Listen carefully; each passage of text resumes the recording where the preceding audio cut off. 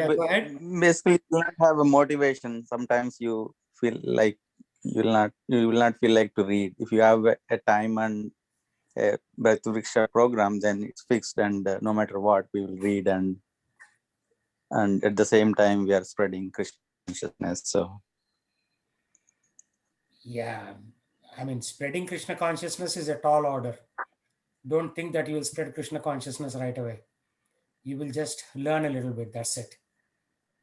Krishna consciousness right. is being conscious of Krishna. So we are not really conscious. Okay, what is your question, Anisha?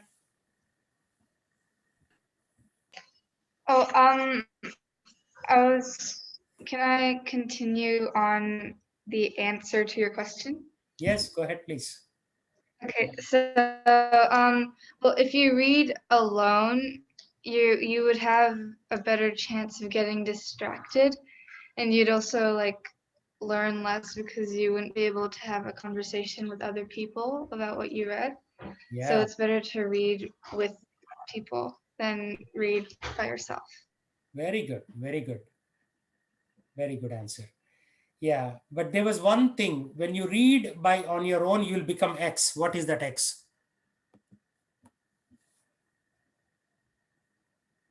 Fill in the blanks.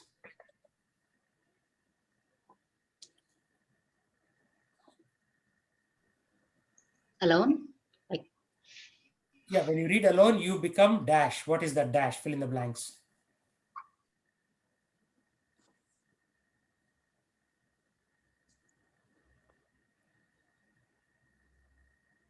You know that the talab ka mendak kind of stuff that you used to give. Yeah, that is correct. So yes, you There's will a specific groom only to the limit of your brain, but true, but Yep. there is a specific term for what you become if you just read without association of devotees and without interaction and without somebody challenging you.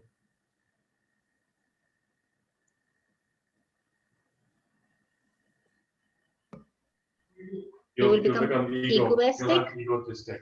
You become self. You become internally focused. Yeah, you become internally focused, but there is a specific term for that.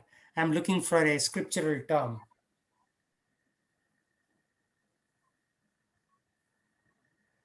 What's the opposite of enlightenment? What is the opposite of enlightenment? No, no enlightenment if you just read. Enlightenment comes through practice. No, he's saying what is the opposite of enlightenment? Yeah. Okay. The specific term I'm looking for is called Gyani. So you will only become a knowledge worker. Gyani. But Gyani is a very high word, right, Prabhuji? We don't become Gyanis by reading. No, you become an Can we? initial level Gyani. Gyani, there are many levels. Okay, I agree. I'm not talking about the high Yeah, level. I got that Gyani. word, but I thought that's a big word to use for us. That is true. Yeah, what Gyanis do, they just learn. No implementation. Then what's the use? You become a theoretical professor. That's it. You are not going to practice anything in your life. And most people, unfortunately, today in ISKCON, they are all becoming Gyanis because, oh, okay, yeah, we need to read the books. We'll read. Yeah, I have enough knowledge. But then information should lead to transformation. Right? Information should lead to transformation. If there is no transformation, you have become a Gyani perfectly.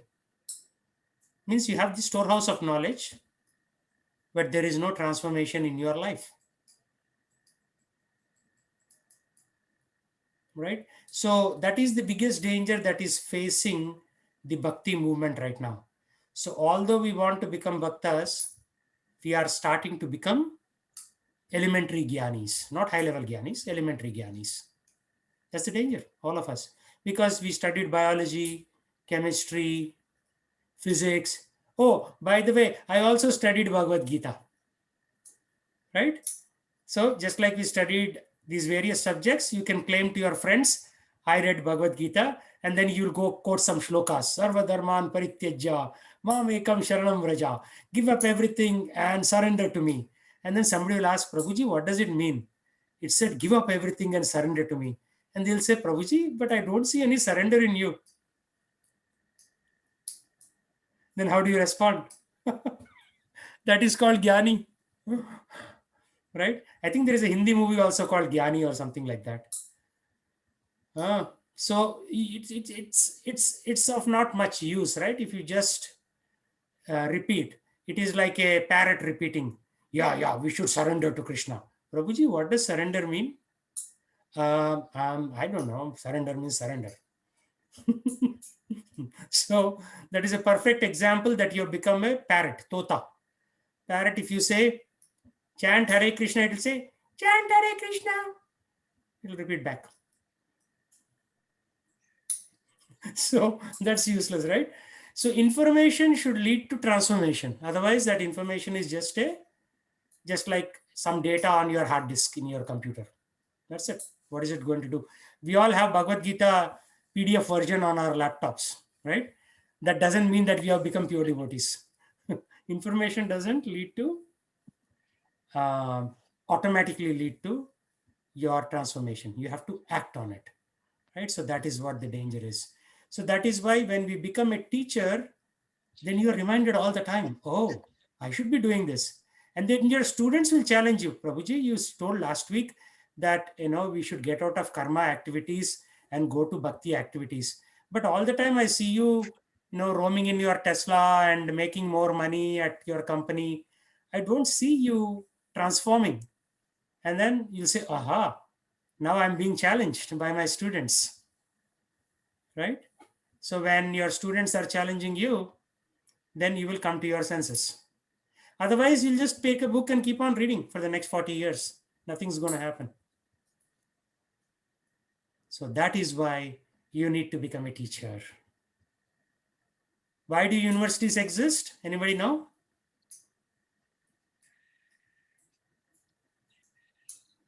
Why do universities exist? Power. So that we can learn. Who is we? People. People mean students or professors? Students. Why do universities exist was the question. Yeah. Okay, that's one answer. Anybody else has any other answer? So that teachers are so knowledge employed.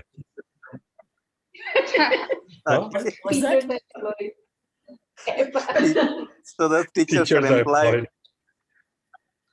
No, university exists because Knowledge we can be need to give transferred. a higher education to the kids, right? Besides Bhagavad Gita. Yeah, my daughter just graduated from Universities exist. university. My daughter just graduated from University of Washington, and I asked her, what did you learn? She said, I didn't learn anything. Uh-oh. After spending all of my money on tuition fees, she said she didn't learn anything. They said they hardly taught me anything. Okay, Jayapal had the answer. I think universities Sorry, yes, to employ. Yeah, there you go. Universities exist to employ people. Believe it or not, in our economy, everything is about employment. And then you get the salary, you pay taxes, 30% to the government. So government can function, and Walmart and Costco and all these stores can function, so that there is circulation. It's called circular economy, right? So that is also part of economy. It's not like to teach you anything. It is also a part of economy. And Jayapal also had an interesting answer, so that teachers can learn. So universities exist so that the professors can learn and do their research. In reality, who is learning in a university? All the faculty are learning very well because they have a nice office now. They have a nice lab. So they are pursuing their passion of whatever field, biology, physics, chemistry. So they're doing research. Government is taking your salary and giving it to them so that they can do their research. So in reality, the professors are learning. The students don't learn anything. I mean, they learn something, but very little. So similarly, if you want to learn something and perform deep research, you have to become a teacher. When you become a teacher, you learn. I mean, when somebody taught me Bhagavad Gita, first 4 years, it just went over my head like this. Nothing registered. Then I became a teacher. In order to teach you, I have to learn. And I have to assimilate it in my own life, practice it. Then I learned, not when I was just going to classes, just hearing. Right? So if you want to learn something, there is a saying also, if you want to learn something, teach it. In the process of teaching, you will do a lot of research. When I go to other, like I read the Quran, I read the Bible, I've traveled to many places like, Badrinath, Gangotri, Yamunotri, Jagannath Puri, Sri Rangam, because in order to tell you that God exists, I should be convinced myself first that God exists. So I go to all these places to see what is going on there. Why are people having so much faith? Right? Then I read so much on the internet about various religions, theology, how Pope behaves, how the mullahs behave. Recently, I posted on my LinkedIn, one of the madrasa, they were saying, it is okay to have, it is okay to kill, it is okay to sell drugs, as long as you pray to Allah. Have you heard this before? That is very bad. No. Yeah. No. But there is, I will show you a video. Go to my LinkedIn. There is a video there which talks about how you can do anything if you pray to Allah. So there are people like that who are giving a bad name to religion. So if you're not So on, how long were you a student before you became a teacher? I'm 2 sorry. years. How long were you a student before you became a teacher, probably? But about 3 years maybe I was a student, and then for the last 15 years I am teaching. And the teaching will never end. Like if you see Harulas Maharaj, right? After every class, sometimes he listens to his own recording to see where he can improve upon. Yeah. Right? A teacher has to do all these things. A teacher has to do all these things. And then it's a feedback mechanism, right? So I look at this Jagannath. They made Jagannath with snow. Amazing. So I'm learning from all these other guys. I didn't know that in Siberia, devotees created a snow sculpture, right? Okay, so let me go to views of your post. And then all of my internet-based students are also giving me feedback. This is how it is, Prabhu. This is not how it is. Like today I posted, what's common between Radhakrishnan, Hitler, and Einstein? All three read Bhagavad Gita, but they used it for different reasons. Radhakrishnan used it for governance of India. Hitler used it the destructive elements, and Einstein used it for deeper inquiries. So everybody learned Bhagavad Gita. Should I get married? My Guru Maharaj gave a lecture. I posted it because this got a very good insight on should he get married or not, right? Women and Sanatan Dharma. There are a lot of things. Like Hindus, less than 10% they read Bhagavad Gita, whereas Christians and Muslims have a higher rate, right? So let me go to that post where this Muslim guy is telling it's okay to do anything as long as you pray to Allah. Okay, it is okay to rape children as long as you pray. That is the title of the lecture.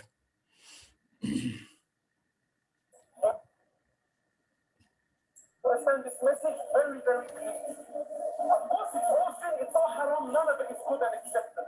But for the sake of understanding, because many of us, we'll see a brother that's selling drugs, we'll see a brother that's paying or another brother who says, Habibi, let me tell you something in the eyes of Allah subhanahu wa ta'ala. As far as sin is concerned, yeah? The one that sells drugs, good or bad, just very quickly, good or bad, bad. How about the murderer? How about the one who commits adultery, sinner? What about the one who rapes a child? What about the one who drinks alcohol? What about the one who does the biggest of the kabair? Good or bad? This person, one person that commits all of these sins, that commits all of these sins on a daily basis, but he prays is better in the eyes of Allah than the one that doesn't commit any of these sins but doesn't pray. Okay, so what was that? it's better to commit all these sins and pray to Allah. It's okay, he's saying. Do you agree? It was On a daily basis. constructive now. He says on a daily basis, killing, raping, all those things.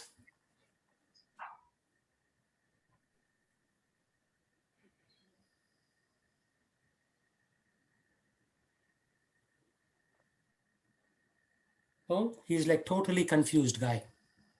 And he's teaching that in the madrasa to all the young people. And what do these people do? They'll say, oh, it is okay. Allah will be happy with me as long as I pray. I can do all these nonsense, because anyhow, in the heart, they want to do nonsense. So this preacher from the madrasa, the Muslim madrasa, is saying that's okay to do it all. So he's basically pouring fuel to the fire of their individual lack of sense control. Right? So that is the state of affairs in the world today. So there are no good teachers left. So we have to become those teachers to teach the society on what is acceptable and what is not acceptable. Because if you don't do it, these people will become the teachers and they will control the society. The bad teachers will take over. So universities exist so that teachers can learn. Same thing, if you want to be a good devotee, you have to teach. According to Bhagavad Gita, reading line by line from the book, not from your head here, because your head can trick you.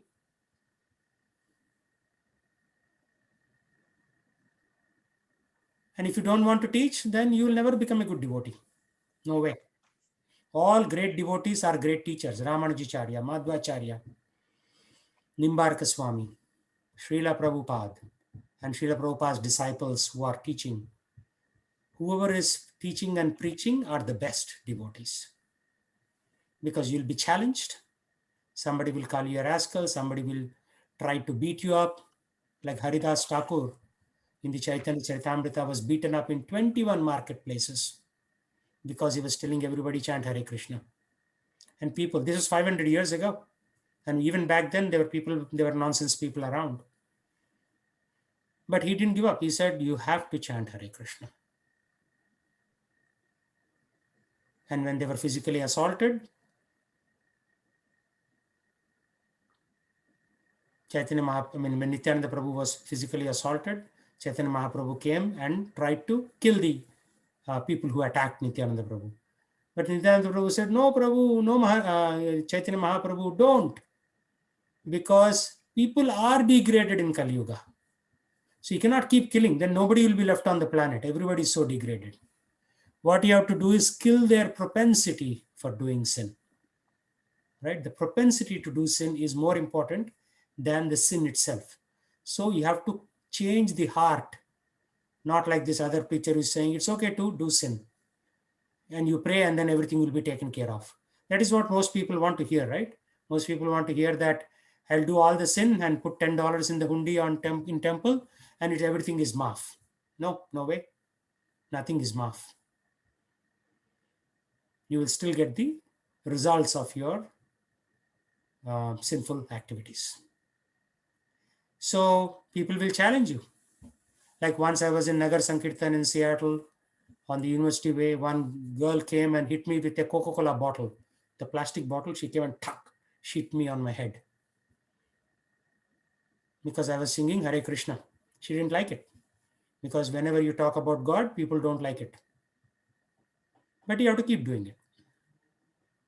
And if you don't come on Nagar Sankirtan and do these things, you will never progress. Because you should be prepared, like Haridas Thakur, to come out in the open and be insulted. When you are insulted externally, then your humility goes up. Your pride goes down. Otherwise, you think I'm so great. If nobody ever insulted you in your life, you start thinking I'm so great. So humility will never develop. So if you go on Nagar Sankirtan, humility will develop. So most devotees are temple devotees. They come, just come, have prasadam, take darshan and go home. They are not making progress. You have to put yourself out there and be challenged. Then progress is there. Otherwise, there's no progress. I mean, there is some progress, a little bit 1 or 2%. But in order to rapidly progress, you have to be humiliated. Humiliated means you should be insulted. And then you should think, oh, I thought I was such a great guy, but I'm a nonsense. As your humility develops, then bhakti will grow in the heart.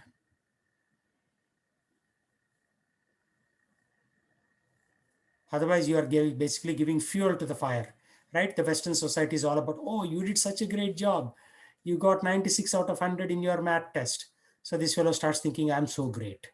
And he'll keep like as they go on work, they'll say, oh, you did such a great job this year.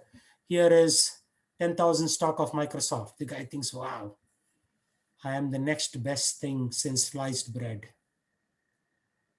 The world is running because I'm walking on this planet. Yeah, they'll think the world is running because I'm walking on this planet, right? If you go to Satya Nadella or Sundar Pichai, what do they think? How much of ego do they have? Because they're running these large companies, right? So that's actually a disqualification for devotion, because they have so much pride that bhakti can never enter their heart. One of our devotees tried to give Satya Nadella Bhagavad Gita. He wasn't interested. What's going to happen? He will take birth again. And hopefully next lifetime he will not be so rich or so powerful so that he can adopt this knowledge. So teach, be challenged, go out there on the street and chant Hare Krishna. Then your false ego, ahankar, will come down. That's the most important thing. Lowering your ahankar is very, very important. Right? Just like if you have fever, 104 degrees fever, you cannot eat nice rasgullas and gulab jamuns because your body will not take it. So first you have to lower your fever, and then the food will be tasty. Same thing here. You have to lower your pride by putting yourself out there. And until you do that, forget it. You are not going back to Godhead. It's not possible. Because like there is a saying in Bible, it is easier to send an elephant through the eye of a needle than for a rich man to go to the kingdom of God. Because if you are very wealthy, everybody is praising you, you become puffed up. What is puffed up, Anisha? What is puffing up means? Unmute.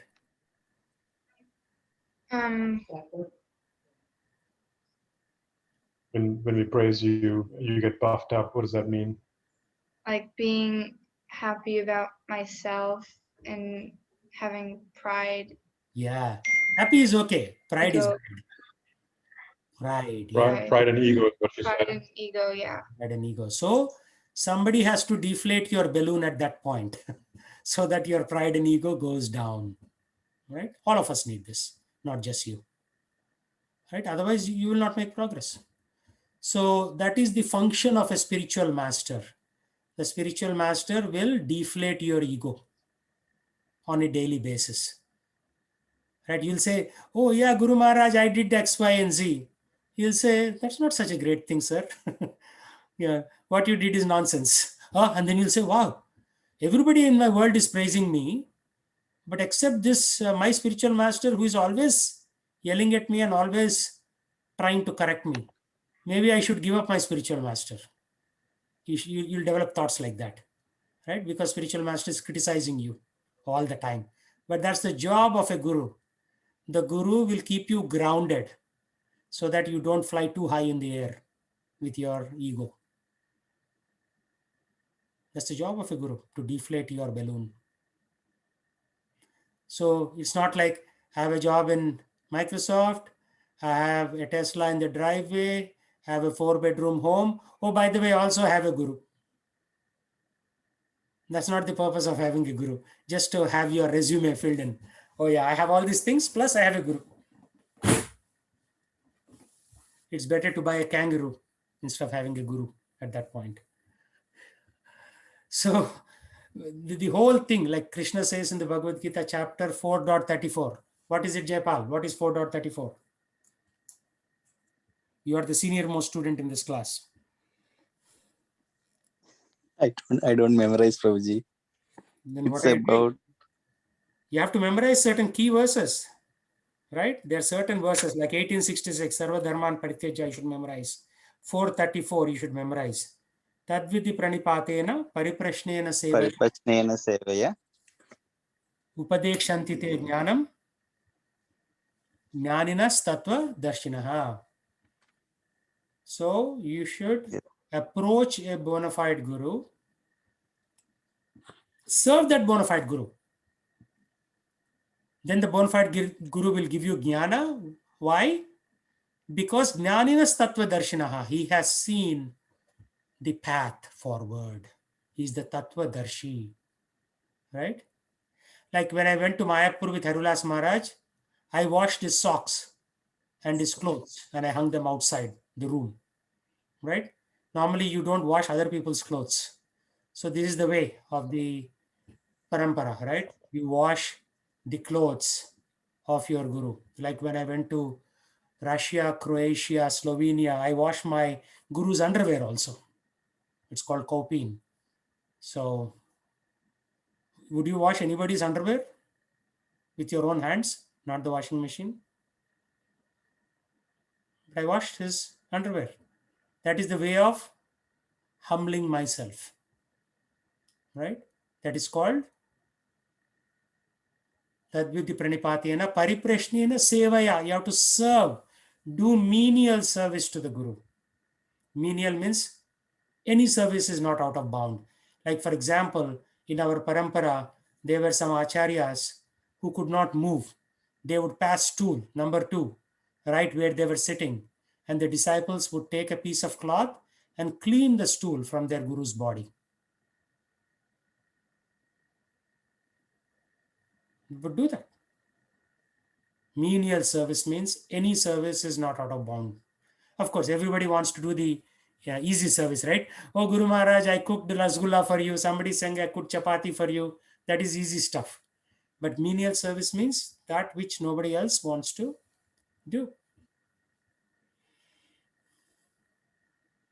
Right? So the devotional process doesn't come through jnana, right? Is Disha Mataji there or she bailed out?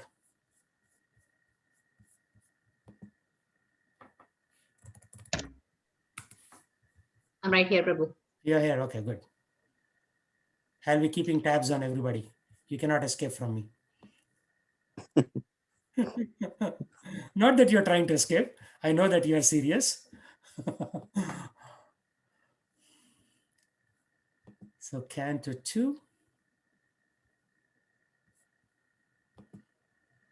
It's called the first step in God realization. And verse. Is it 2.1.10 or 2. I forget now.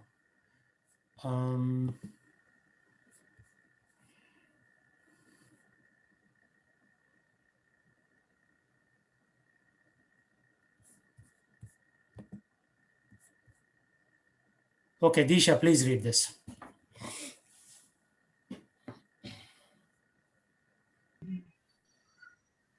Srimad Bhagavatam is recognized Vedic wisdom and the system of receiving, receiving Vedic knowledge is called as Abraho Pantha, or the process of receiving transcendental knowledge through bona fide disciplic succession.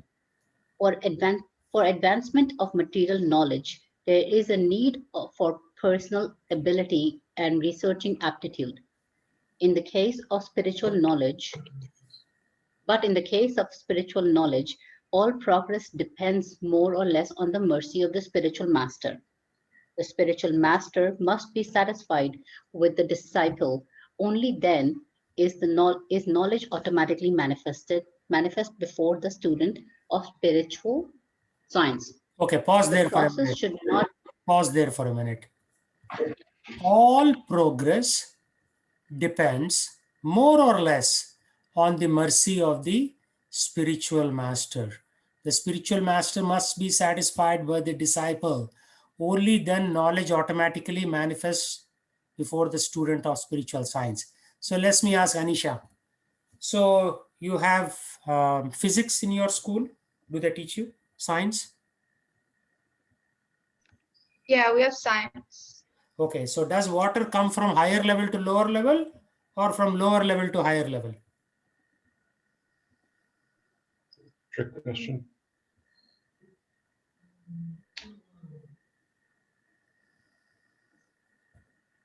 You don't know Devesh is that? answering the Okay, question. go to the kitchen, Go ahead, Devesh. take a glass of water and pour it Higher in level. the sink.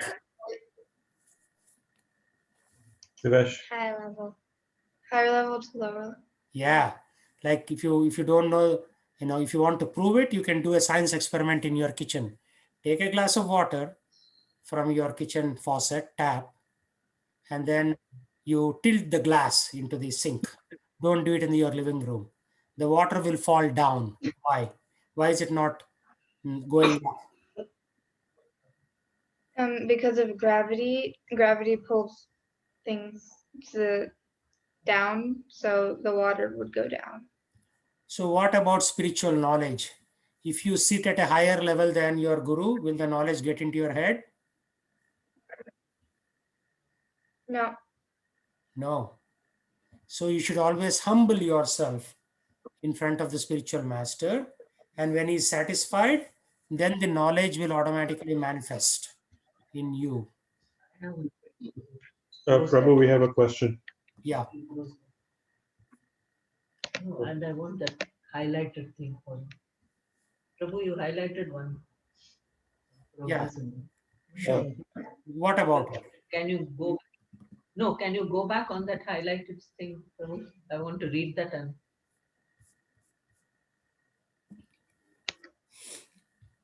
Yes, Prabhu. All progress depends more or less on the mercy of the spiritual master. Agree. The spiritual master must be satisfied with the disciple. Only then is knowledge automatically manifest before the student of spiritual science. Now, the spiritual master, every spiritual master has thousands of disciples. Right, Prabhu? Or hundreds. Yeah. Or tens. Thousands or hundreds. What? So, how do we come to know the spiritual master is satisfied?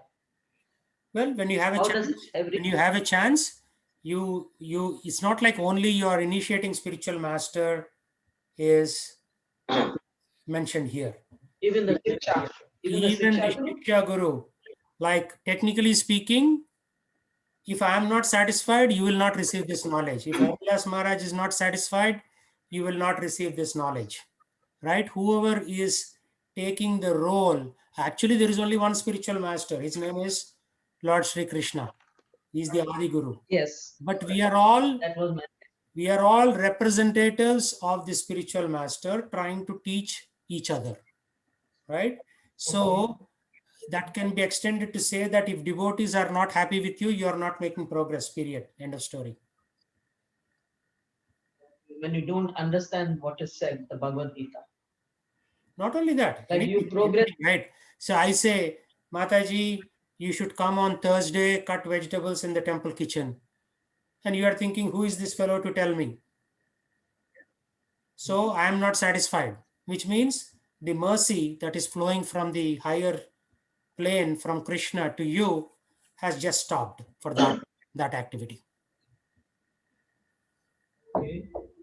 It is as simple as cutting vegetables. It's as simple as, giving that donation for Sunday feast. It's as simple as, you are having the money, but you are not willing to build a temple for Krishna.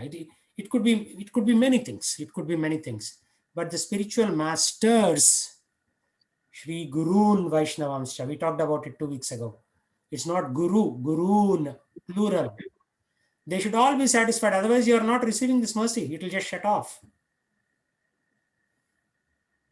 The fact that we're part of this, the Hare Krishna consciousness and being, invited to the temple, welcome, means that there's gurus who are satisfied. Otherwise, we'd be shut off. Exactly. So No, the Srila knowledge Prabhupada of said, the Bhagavad- Same thing. You won't get any knowledge from the Bhagavad Okay. Gita if nobody's satisfied, if no teacher is satisfied with your behavior and your Yes. and the lack of pride or the pride you have. Yep. Girish said it. He hit the nail on the head. Okay, what is the purposes of ISKCON? Srila Prabhupada established in 1966, just like Girish was saying, to give these loving exchanges of knowledge and seva. I am serving you, you are serving me, but we are all serving Krishna, like that. So to systematically propagate spiritual knowledge to society at large and educate all peoples in techniques. This is a technique of seva in order to check the imbalance of values in life. Right now, values of life are imbalanced. Kids don't respect their parents. So many things are happening in this world right now. To propagate a consciousness of Krishna, as is revealed in Bhagavad Gita and Srimad Bhagavatam, to bring the members of society together with each other and nearer to Krishna, thus develop the idea within the members and humanity at large that each soul is a part and parcel of the quality of Godhead. So you are not Krishna. Krishna's quality is there in you. Small little bit of Anu is there. To teach and encourage the Sankirtan movement, congregational chanting. So you have to get out on the street and chant. Be humbled. People will criticize you. And you still do it. To erect for the members and for society at large a holy place of transcendental pastimes dedicated to the personality of Krishna. So that's what we have. In Sammamish, we have a temple where the society at large is benefited. Just like I was saying, Eric came yesterday, Eric and his wife, Michelle. They said, we were passing by and we found this beautiful building, so we are taking pictures in front of this building. So I asked them to stand in front so that they don't have to take a selfie, and I took their picture. Right? So even this building is attracting people. To bring members closer together for the purpose of teaching a simpler and more natural way of life. This is why we have so much emphasis on natural way of life, which is farming. Our way of life is not to write code. Our way of life is not to just, do work on a piece of paper. Natural way is to work with our hands with Mother Earth, right? The whole farming concept. With a view towards achieving the aforementioned purposes, to publish and distribute periodicals, magazines, books, and other writings. So this is why ISKCON was established, to provide you with a platform to serve each other and serve Krishna. And erecting for members a holy place of transcendental pastimes. So more temples, more farms, natural way of life. Or better still, have a farm and have a temple on the farm. That is even better, right? So that type of interchanges is why ISKCON was created by Swami Prabhupada. Otherwise, if everybody sits at home and you read your own Srimad Bhagavatam, you are not making progress because there's no interaction. Like Anisha was saying, nobody's challenging you. So you think that you are the super Jagat Guru, that you know everything when you don't know nothing, when you don't know anything. So to prevent all those misconceptions, Swami Prabhupada established this movement so that we can have these loving exchanges of knowledge and seva. So then whoever is higher than you in that spiritual process will don the mantle of a spiritual master. And if he is satisfied, Krishna is satisfied. Yasya prasadat bhagavat prasado Yasya prasadar nagatir kutopi Dhyayanstuvam stasya yashastri sandhyam Vande Guru Sri Charanarvindam. Anybody know this song? What is this song that I just sang? We've heard it many times, Prabhu, but we don't know the meaning. Okay, now you should. It's called Samsara Dava, Lalita Loka, Guru Ashtakam. Okay. I'll sing and you repeat. Samsara Dava, Lalita Loka, Pranaya Karunya Gana Ganatvam. Samsara Kalida Pranaya Karunya Kana Kana Tvam Praptasya Kalyana Gunarnavasya Vande Guru Sri Charanarvindam. Praptasya Kalyana Gunarnavasya Vande Vande Guru Guru Shri Charanaravinda. Charanarvindam. So what does it mean in plain English? Okay, Girish, read this. The spiritual master is receiving benediction from the ocean of mercy. Just as a cloud pours water on a forest fire to extinguish it, so the spiritual master delivers the materially afflicted world by extinguishing the blazing fire of material existence. I offer my respectful obeisances onto the lotus feet of such a spiritual master, who is an ocean of auspicious qualities. So what does it mean?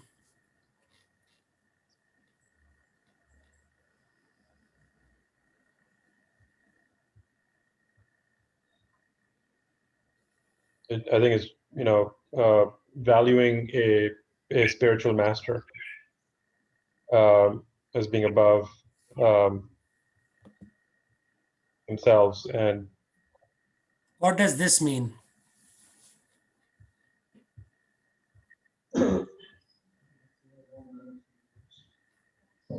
the spiritual is receiving benediction from the ocean of mercy. Is that Krishna is passing on knowledge down to the spiritual master? Yes. So you cannot do this on your own. Remember we talked about it here? 2.1.10. All progress depends more or less on the mercy of the spiritual master. And he is getting the mercy directly from Lord Krishna, but through his spiritual master. So if like no, you say Hare Krishna, right? And you keep on chanting. So Radharani will tell Krishna, my Lord, Girish is chanting so nicely. Show some mercy. And then Radharani, when Krishna will say Radharani, who is this rascal who is chanting my name? I don't know him. Right? Sorry, I didn't mean to say you are rascal, but Krishna is like pretty harsh from that Okay. point. So That's okay. I that So, unless you give your coordinates, I am the disciple of X, Y, and Z, who is the disciple of Swami Prabhupada, who is the disciple of Bhaktisiddhanta Saraswati Tagore, ityadi. Just go up the chain. Then Radharani will Krishna. say, oh my Lord, he is a great devotee of you, and his spiritual master is X, and whose spiritual master is Y, whose spiritual master is A, like that. She'll give your coordinates. Then Krishna will say, okay, he's a good boy. You see the point?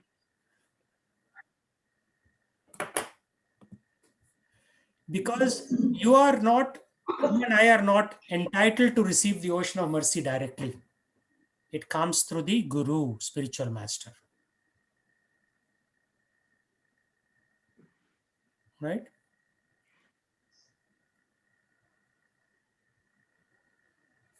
So let's go to that verse, Yasha Prasadad. Yeah, in number 8. Let's look at the English translation. Okay? Now read this, Krish. Is it number 8? Yeah. By the mercy of the spiritual master, one receives the benediction of Krishna.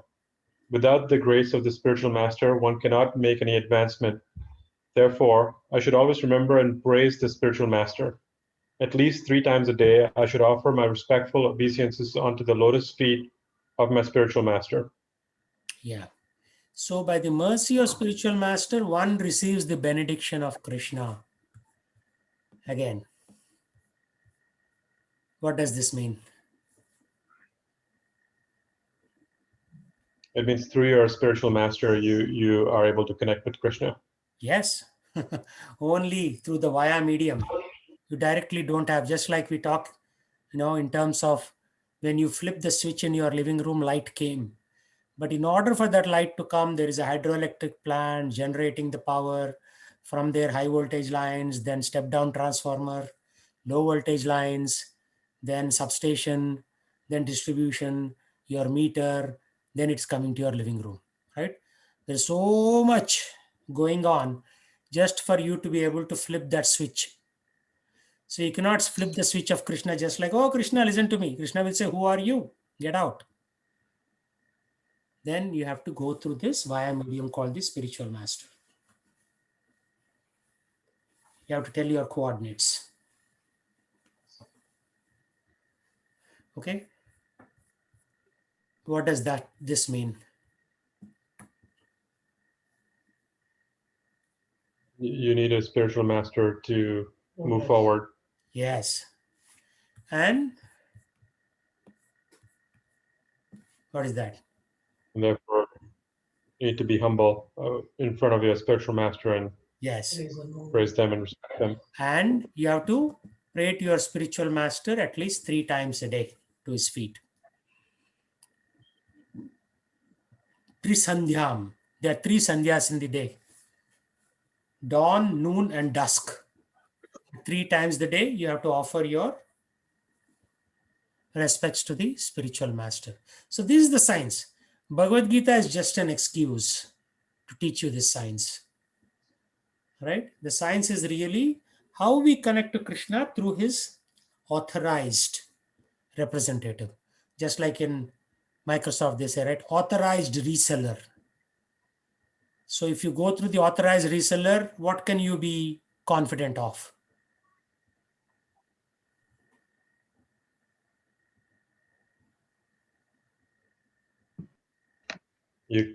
Quality.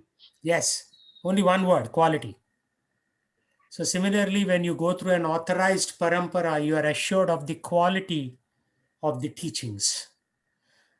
But if you listen to somebody, who himself has not much knowledge, then you will not get the quality. You may get actually the exact opposite knowledge. Just like that mullah was teaching, as long as you pray to Allah, you can do whatever you want to do, right? That was his message. So there you will not get quality. You will go to hell much faster than normal. He's accelerating your path to hell. So this is the science. One who with great care and alteration, not alteration actually. Finish that class. What's that? No, sorry, Prabhuji. I'm just asking my daughter to come. Okay. Yeah, it is not alteration, it is alertness, basically. One with great care and alertness loudly recites this beautiful prayer to the spiritual master during Brahma Muhurta, which is between 4:30 and 5 a.m. Obtains direct service to Krishna at the time of his death. So that's why waking up at Brahma Muhurta, I also am not very successful in waking up at the Brahma Muhurta. Between 4:30 and 5, whoever recites this to Krishna is going back to Krishna Loka. Of course, you have to do other things also. Not like be proud during the day and you just recite this prayer during Brahma Muhurta. That is called cheating the system. That doesn't work.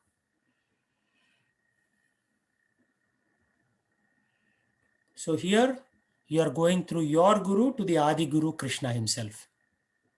Very simple process, but we make it too complex because our lives are very complex. We buy a big home and then like a donkey, we work for 30 years to pay off that home mortgage, right? So that's the challenge with us. But yeah, that is a different topic. But in general, if you are given a lot of money, that's Krishna's blessing so that you can not worry about working too hard and you can chant Hare Krishna peacefully. So wealth is good to the extent that you can use that to uncomplicate your life and chant Hare Krishna. But like if you look at Warren Buffett and those guys, they're very wealthy, but their lives are extremely complicated. So wealth in itself is neither good nor bad. How you use it is what matters. So coming back to this, so Disha Mataji, continue reading this.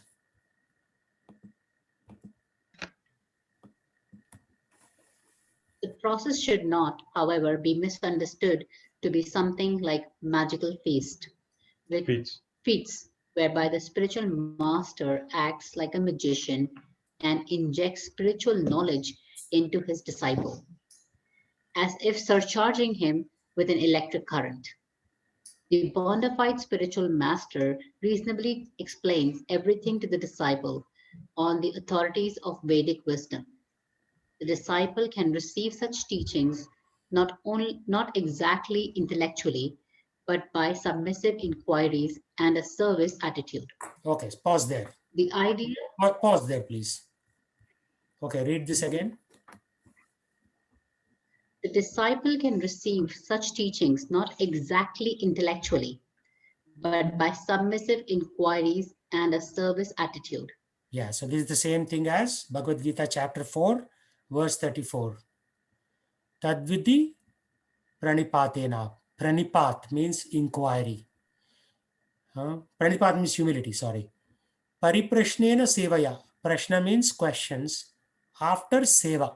Pariprashnena sevaya. Upadekshanti te jnanam. Then the spiritual master will give you the upadesh. Jnaninas tattvadarshinaha. Why? Because he is a tattvadarshi. He is walking ahead of you. Spiritual master is not liberated yet, but he is walking ahead of you. And he is very close to getting liberated. And you are walking behind him, and it will take you some time. So this is not an intellectual process.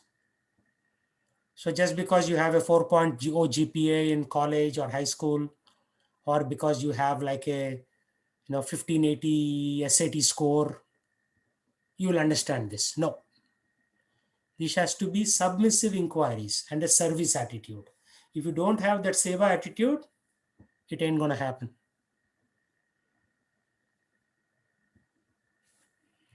Okay, continue, Mataji. The idea is that both the spiritual master and the disciple must be bona fide. In this case, the spiritual master, Sukadeva Goswami, is ready to recite exactly what he has learned from his great father, Srila Vyasadeva, and the disciple Maharaj Parikshit is a great devotee of Lord Krishna. Did I miss a line? No. A devotee of Lord Krishna is he who believes sincerely that by becoming a devotee of the Lord, one becomes fully equipped with everything spiritual. This teaching is imparted by the Lord himself in the pages of Bhagavad Gita, in which it is clearly described that the Lord Shri Krishna is everything, and that to surrender unto him solely and wholly makes one the most perfectly pious man. Okay, hold on. Read this again. To surrender unto him solely and wholly makes one the most perfectly pious man. Yeah, man or woman, doesn't matter. Everybody is a soul. So, to surrender to Krishna is the goal of life. Okay. Now we are coming to the value proposition of why we need to read Srimad Bhagavatam. Go ahead. This unflinching faith in Lord Krishna prepares one to become a student of Srimad Bhagavatam, and one who hears Srimad Bhagavatam from a devotee like Sukadeva Goswami is sure to attain salvation at the end, as Maharaj Parikshit did. The professional reciter of Srimad Bhagavatam and the pseudo devotees whose faith is based on 1 week's hearing of are different from Sukadeva Goswami and Maharaj Parikshit. Hold on. Read this again. Whose faith is based on 1 week's hearing are different from Sukadeva Goswami and Maharaj Parikshit. So what is this 1 week hearing he is talking about? Speed reading, just reading the verses You can probably read the Srimad Bhagavatam in 1 week. Yeah. without Who does? understanding it. Yeah. Yeah. Exactly. And who does that 1 week reading? Lonely readers who read by themselves. Not don't read necessarily lonely. in a You go to Vrindavan, there is something called Bhagavat Sapta. Have you heard of that? Yes. So what the Some of people us have, do, some of us have. right? People from Delhi, for 51 weeks, they do all sinful activities. And 1 week, they go to Bhagavat Sapta in Vrindavan, which is only 2.5 hours from Delhi. And they hear the Bhagavad Katha and they think that now they are purified. Does it work that way? no. No. Then it becomes a vacation. 51 weeks work hard, 1 week go to Vrindavan and relax and hear Bhagavad Sapta. So no, all 52 weeks you have to be hearing Bhagavad Sapta. Not Sapta, Bhagavad Katha. Every day you have to be hearing this information. Any thoughts on that one?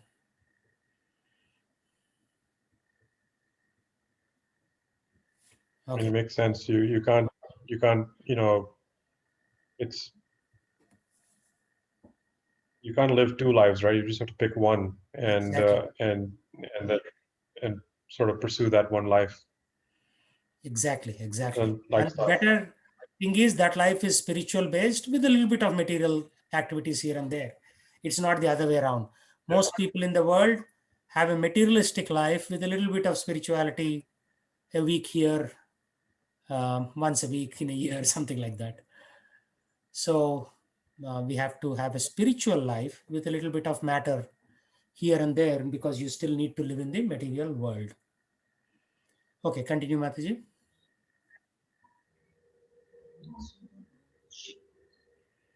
So a question, Prabhu, what are pseudo devotees? Pseudo devotees means part-time devotees, people who pretend to be devotees. Pseudo, just like pseudonym in English language, means a second name that you have, right? Pseudo Call us all devotees pseudo means not, devotees. yeah, not correct devotees. They're just pretending to be devotees. And most people in the world are initially pseudo devotees, but gradually they purify themselves and become good devotees. Like we're pseudo devotees, I would say. Yeah, we are all pseudo devotees, but we are trying to become good devotees. Yeah. Yeah, go ahead, Mataji. Srila Vasudeva explained Srimad Bhagavatam unto Sukdeva Goswami from the very beginning of Janma Made Asya verse, and so Sukdeva Goswami also explained it to the king. Lord Krishna is described as the Mahapurush in Srimad Bhagavatam, Canto 11. In his devotional feature as Lord Sri Chaitanya Mahaprabhu, Sri Chaitanya Mahaprabhu is the Lord Krishna himself in his devotional attitude, descended to the earth to bestow special favors upon the fallen souls of this age of Kali. There are two verses particularly suitable to offer as prayers to this Mahapurusha feature of Lord Krishna. I jump to the English. Prabhu, can you please read that? Thank you.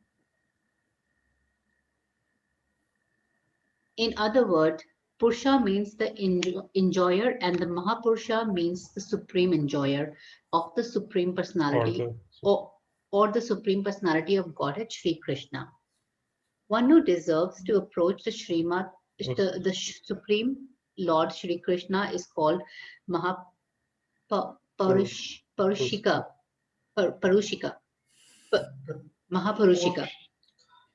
Anyone who hears Srimad Bhagavatam attentively from this bona fide reciter is sure to become a sincere devotee of the Lord, who is able to award liberation.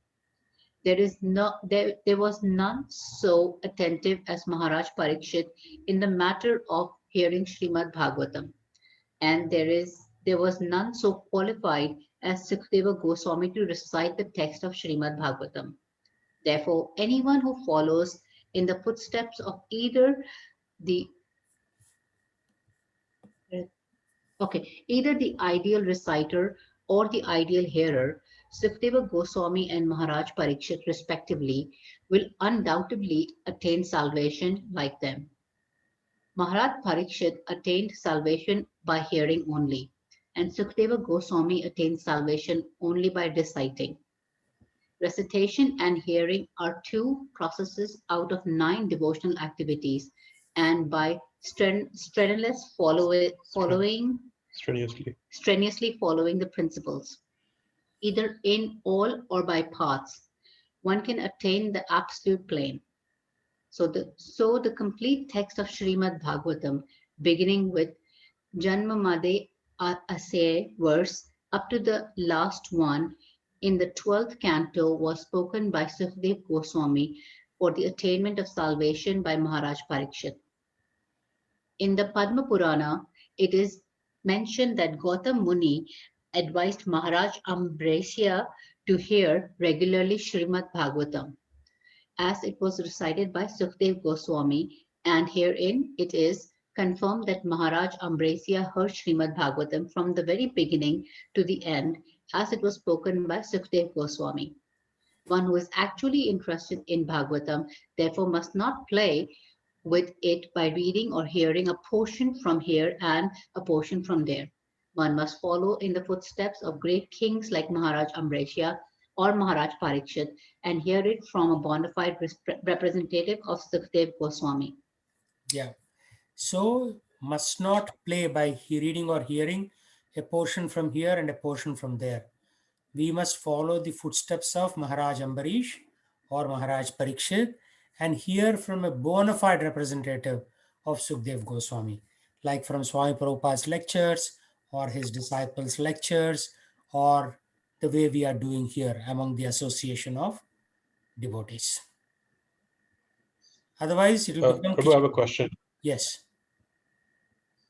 So Swami Prabhupada, I've seen the books and they're written by Swami Prabhupada.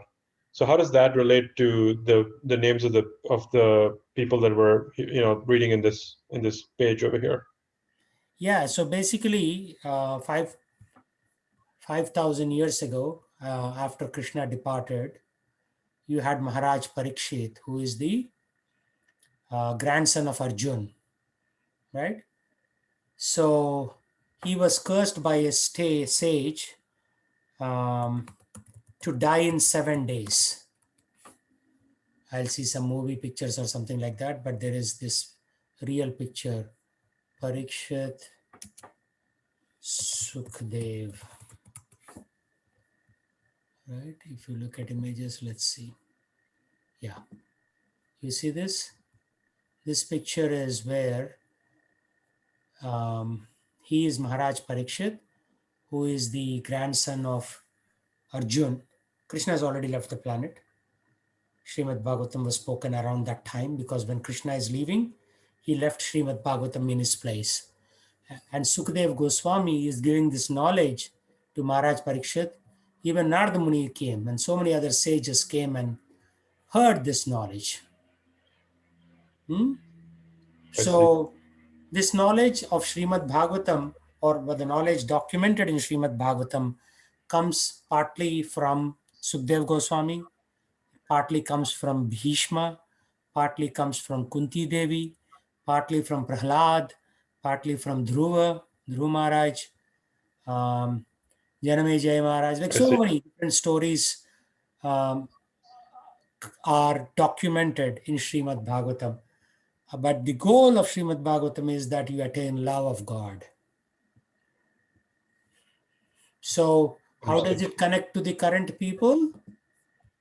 Srila Prabhupada is in the same parampara. He's saying, okay, so you have to hear from representative of Sukadeva Goswami. And matter of fact, he is the representative of Sukadeva Goswami in the modern times, right? And now that knowledge is being transmitted by his disciples, like Harulas Maharaj, My Guru Maharaj, Bhakti Vikas Swami, and many others. I see. Makes sense. So the point is, you should not just hear a little bit here, a little bit there, but you have to come regularly to these Bhagavad Gita classes given by ISKCON Acharyas and hear and process that information. Like a lot of times you'll see people take it up a little bit, but they are not really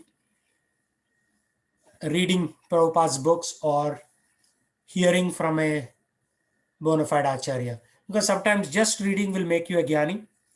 So you have to also read in association of devotees or hear to senior devotees speak on this topic. Because this is, as we talked here in Samsara Dava prayers, one cannot make any advancement without the grace of spiritual master.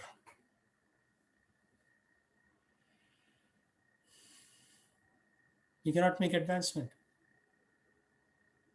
without the kripa Shakti of the Lord that's coming through the parampara. Parampara means the succession, right?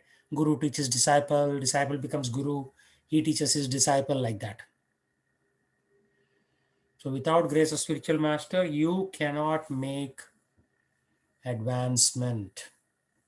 That's all it's boiling down to.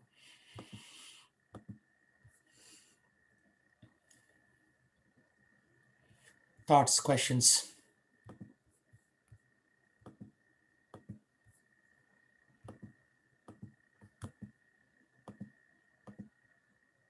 This is one other picture where Parikshit Maharaj is seated here and Sukhdev Goswami is reciting the Srimad Bhagavatam. They're different artistic. So Parikshit Maharaj was seeing Kali, the personality of Kali, basically hurting a bull. The 3 legs were cut off and only 1 leg was left. Saucham, Kshama, Daya have been destroyed. In Kali Yuga, only Satyam is there. But even Satyam is getting destroyed. Like in general, if anything, people will value truth in this Yuga. But in the Satya Yuga, you had Satyam, Saucham, Kshama, Daya. Satyam means truthfulness. Saucham means cleanliness, like no illicit sex outside of marriage. Kshama, tolerance. Daya, mercy. So those are destroyed by animal killing and intoxication. Intoxication means a person who is intoxicated or alcoholic cannot have mercy. Some people reverse the two. They say, oh, killing is involved with mercy. But according to the governing body documents from 1970s, it is said that tolerance is destroyed by killing and mercy is destroyed by intoxication or alcohol or whatever, right? So many intoxicants, marijuana, those kind of things. So the personality of Kali already killed those 3, Saucham, Kshama and Daya. Only Satyam is there, but even Satyam is going to dogs, right? Very rarely people are telling the truth. Every day some story comes in newspapers that somebody lied and cheated. The company's stock is not worth so much and suddenly the stock crashes, right? All that news we are seeing on a daily basis. So that's what it is.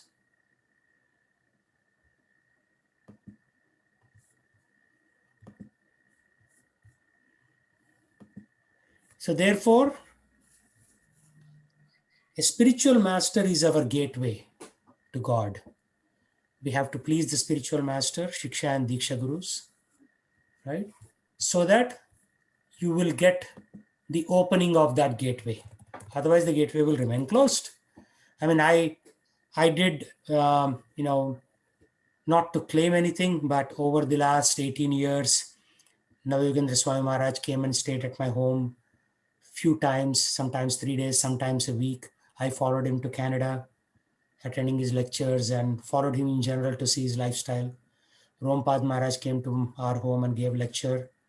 Bhakti Charu Maharaj, who recently departed, he came to our home and gave a lecture to the devotees. So in this way, we have had the good fortune of many, many spiritual leaders, including my Guru Maharaj came 3 or 4 times and stayed at our place for 3 to 4 days at a stretch, right? Gurudas Prabhu, who is a Srila Prabhupada disciple, he came and stayed for 3 or 4 days. So we have had a large share of that mercy with us. right? And my wife being a good cook, so she served all these sannyasis. One more sannyasi, he also came. I'm forgetting. He's based out of Vrindavan. He came and stayed at our home. My wife took off from work that day and continuously breakfast, lunch, dinner, and anything else that he needed. So she was serving Maharaj in that capacity. So it's not a joke that we are in devotion. Not many people can come into devotion. It takes a lot of courage. It takes a lot of seva to come and stay in devotion.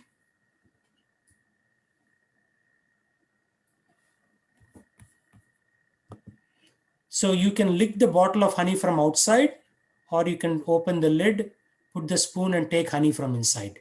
If you lick the bottle of honey from outside, you will not get the taste. You have to open the bottle and taste the real honey. So same thing, each one of you has some opportunity to serve. Many of the Srila Prabhupada's disciples are gradually leaving the planet.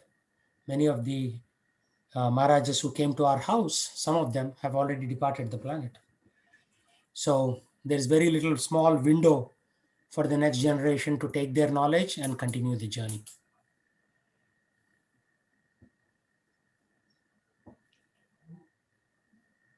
So thoughts and questions? Prabhu, I thought, earlier in the lecture, you talked about humility and being humble. I thought that point really connected with all of us over here, because I think we all understand why being humble is important, but I don't think we realize why, like the deeper meaning behind why that's necessary to continue on your journey of learning and growing and getting closer to spirituality.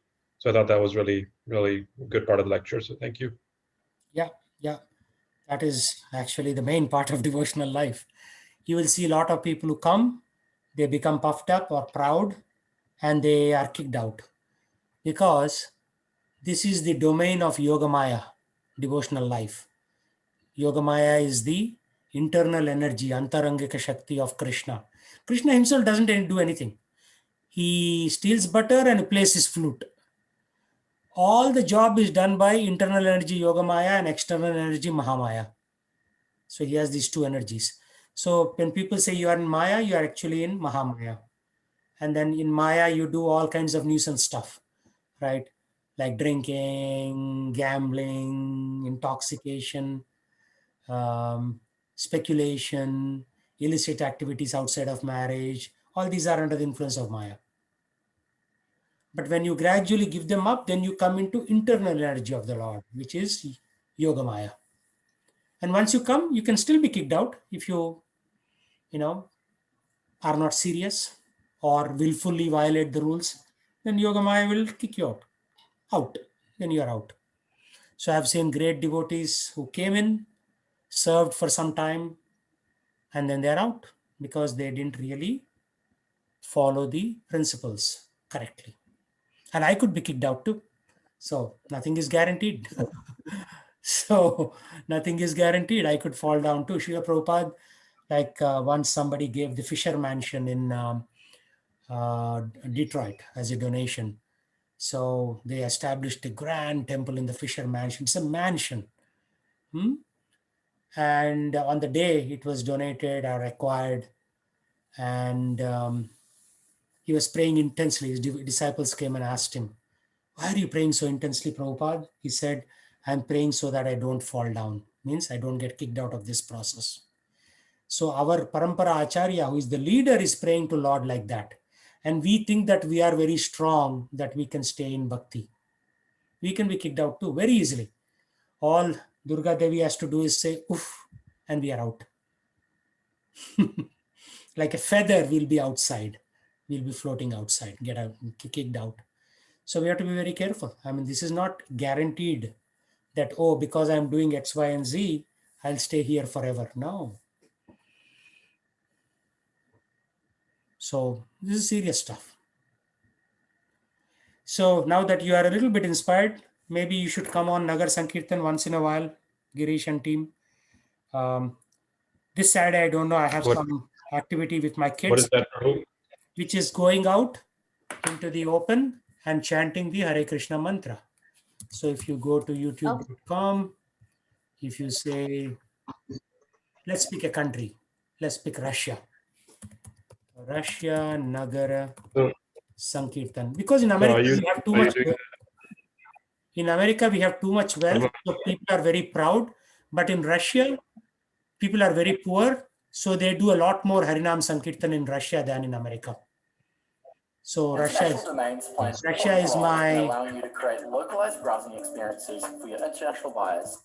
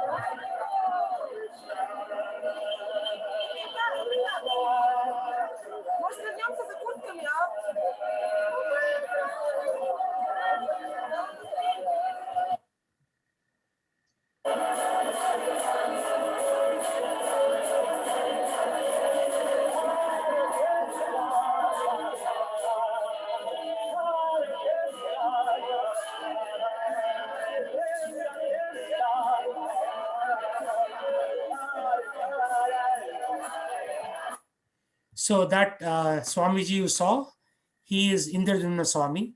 I met him many times. He used to come to Seattle regularly, and he preaches in Poland and Russia. Right. So that is called I'm really, Sankirtan. Yeah. I'm really surprised this is happening in Russia. It Do they happens allow in that? every It's country, like, every town and village. Swami Prabhupada said, every town and village. Let's go to South Africa now.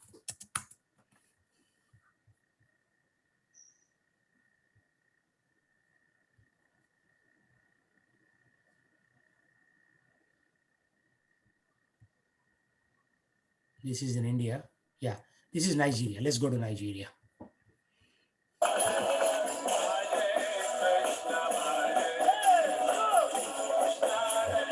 can't believe it.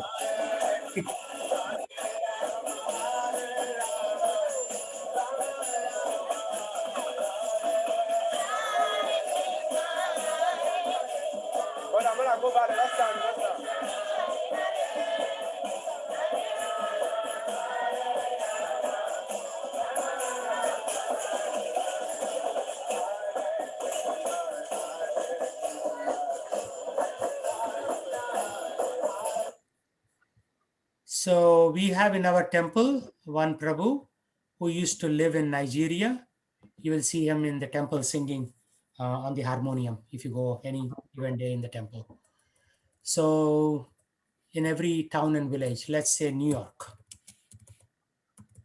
and then we'll come to Atlanta and see what's happening there.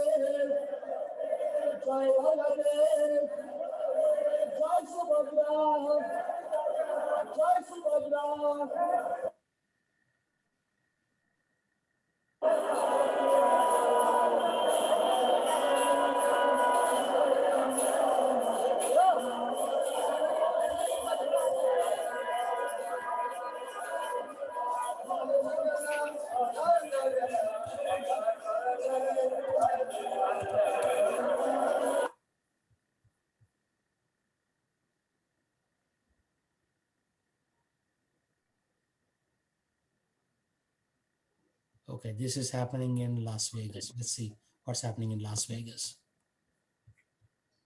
You have a swollen prostate. You must see this. Top doctor review.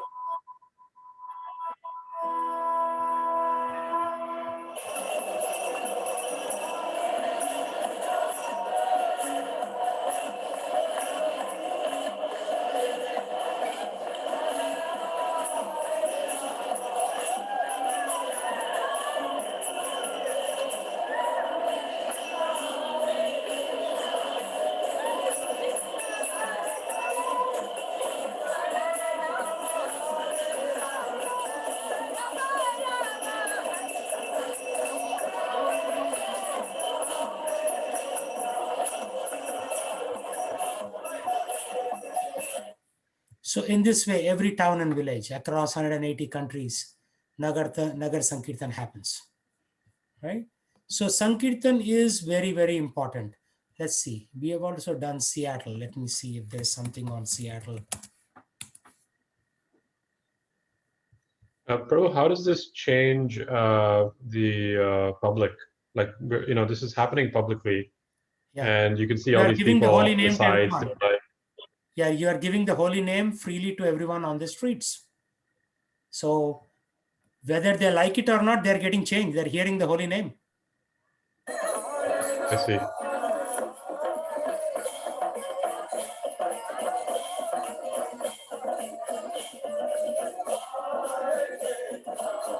Hare Krishna.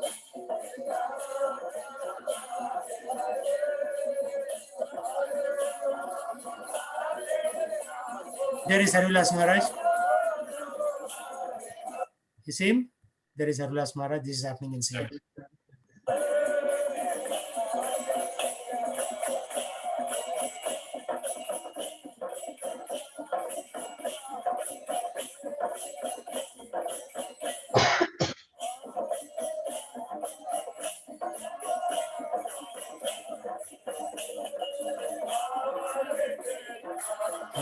Hare Krishna.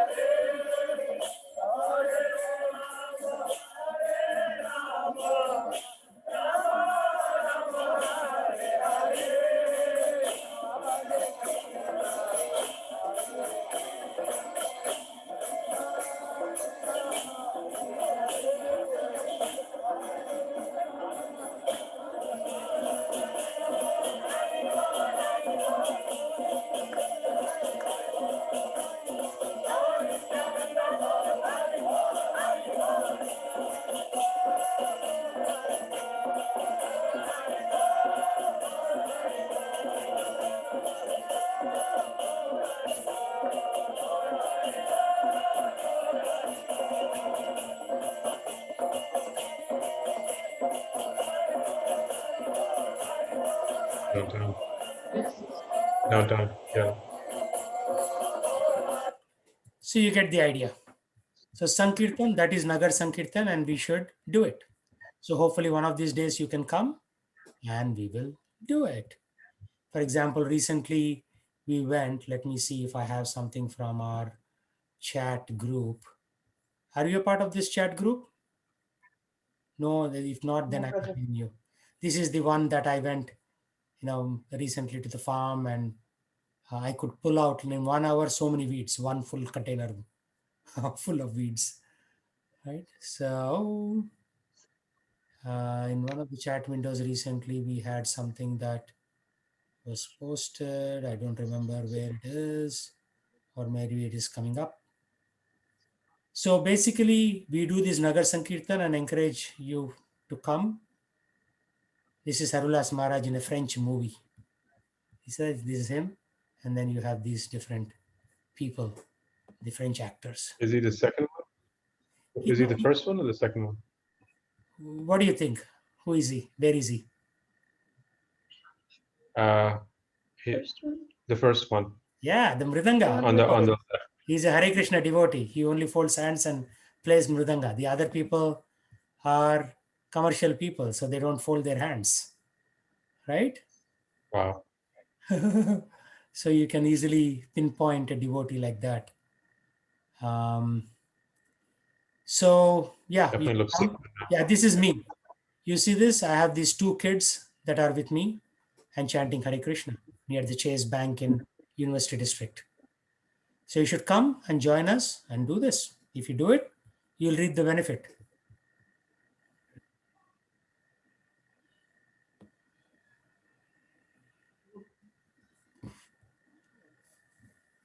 Okay, so any questions, thoughts, comments? You cannot make advancement without the grace of spiritual master. So try to obtain the grace of spiritual master and the devotees, because devotees are your ticket to go back to spiritual world. You cannot get a ticket. And why do you think I'm teaching you? Because you're also devotees and you are my ticket to go into the spiritual world. So we serve each other, but it has to be sincere and serious and consistent.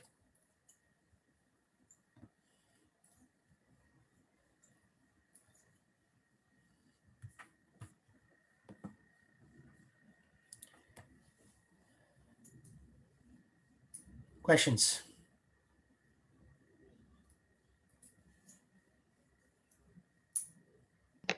Yeah, ask me. Prabhu, at the farm this Sunday, there are some boat festival. What is Yeah.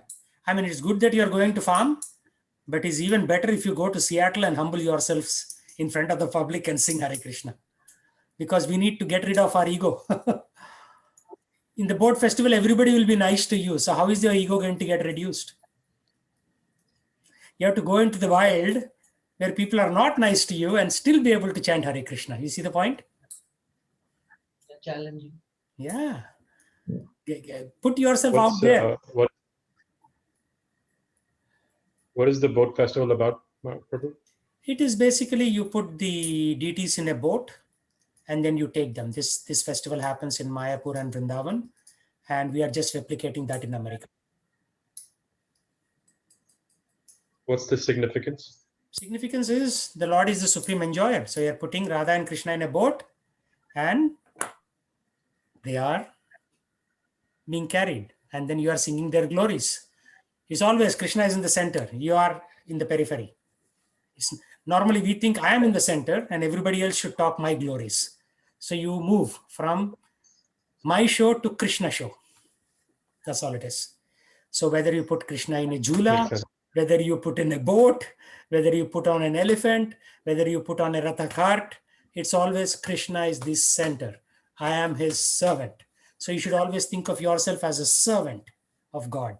And better still, Krishna says, I don't worry so much about my servants. I worry about my servants' servants. You see the point? So if you serve a Mahabhagavata, that is better than serving Krishna directly. Again, coming back to my rascal comment, Krishna will say, who is this rascal coming to me? So you have to give your coordinates. You have to serve the servant of the servant of the servant. Right? So Gopi Bharta Padakamalayor Dasa Dasanu Dasa. Gopi Bharta means controller of the gopis. Padakamalayor means at the feet. Dasa Dasanu Dasa, servant of the servant of the servant. You should be at least 3 or 4 levels removed from Krishna. So if somebody you go to kitchen and say, hey, can you get that potato bag from the storehouse? You should not think, oh, I came to serve Krishna and this fellow is asking me to cut aloo.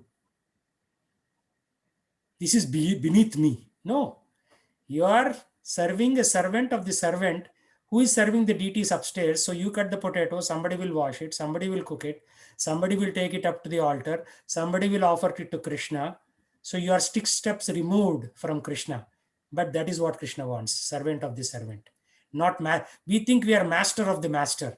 Right? If you see LinkedIn, everybody says group manager, director, senior director, VP.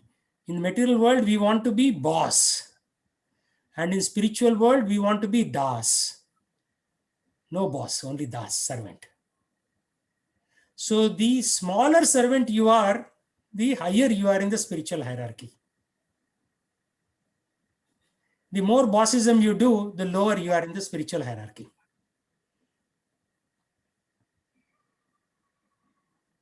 So that is the significance of all the festivals. Krishna is the center and we are around him.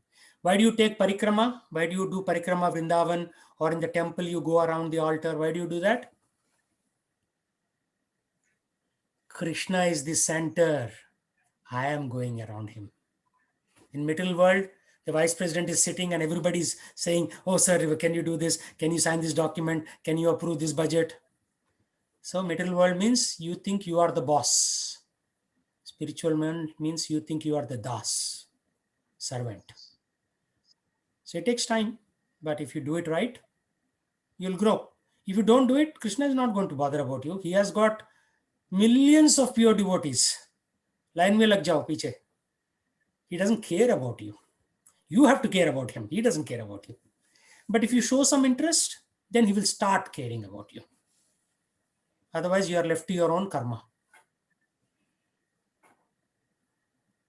So the choice is yours.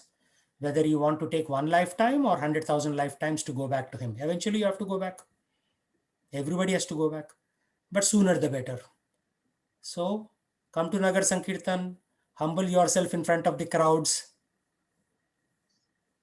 People will say you are a joker. You say, thank you, I'm a joker, but I chant, I'm a joker for Krishna. People will say you are a dog. You say, yes, I'm a dog. I'm a dog for Krishna. Everything is in relation to Krishna. Right? So that humility is very important. In material world, everybody is trying to pump you up. So you get puffed up like a balloon. And then one fine day, Krishna will come with a thin needle and he'll put like a little hole there. All your ego will be gone. Just like Bill Gates had so much ego, right? So some girl came and she said in the Me Too movement that Bill Gates had did some hanky-panky with her some time ago. So what happened?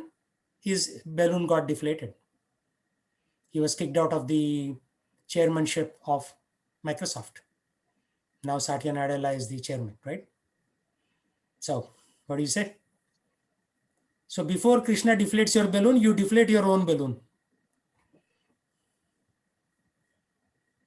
So come to Nagar Sankirtan at least once a month. We go out on Saturdays between 2 p.m. and 4 p.m. in the University District, or even 3 p.m. to 4 p.m. So, okay.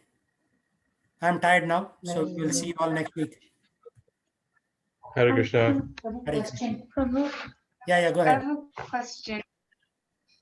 So if more people are going up to Krishna consciousness and they're not being reborn, like if people are not being reborn, then why is the world population growing? Are they coming back down again? But just keep in mind, Prabhu also said that he's tired. So Yeah. do you want No, to? but I'll answer that question. The number of souls is infinite. Infinite means a very large number, billions and trillions and quadrillions. Human beings are only 8 billion. Like if you take a small petri dish, you'll do this experiment in your biology class, and you put a few bacteria. By next morning, you'll have billions of bacteria in that small dish. So compared to billions of bacteria in a small dish, we only have 8 billion people in the world. So it's not like the world population is going up. Sometimes humans go up, sometimes animals go up, sometimes bacteria go up, trees go up. Yeah. So 8 billion humans is hardly anything. It's nothing actually. Very small number. Okay. Yeah. Thank you.